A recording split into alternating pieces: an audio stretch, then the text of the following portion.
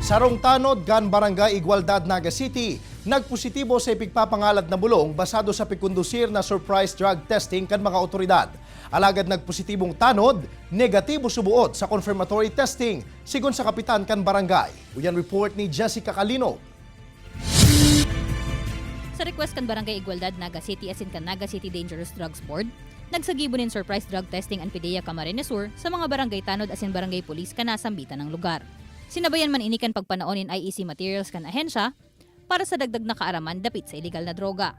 Sigon kay PDEA Camarines Sur Provincial Officer Mark Anthony Piray, ang pagkondusir ng surprise drug testing ang sarong paagi nga ning masyerto na salbado sa paggamit o pagkaimbwelto sa illegal na droga ang mga opisyales kan barangay o personahe kan dawa anong opisina o rugnaan sa government office. During the test, out of 17, meron pong isa ng positive, but it is still subject for confirmation.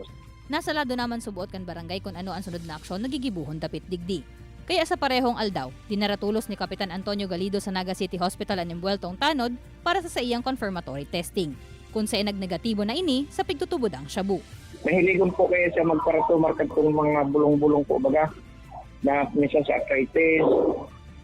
Kaya siguro nag-positive po siya po dahil doon sa tumar ng bulong. Pigtawan doon man ni Galido na mayong opisyalis kan sa indang barangay ang nagagamit o imbuelto sa pigpapangalad na bulong, asin kaya sinda nagsasagibo ng regular na surprise drug testing, nganing masyerto ini. Kaibanan si Gerald Gandia, Jessica Kalinog, Balitang Bicolandia.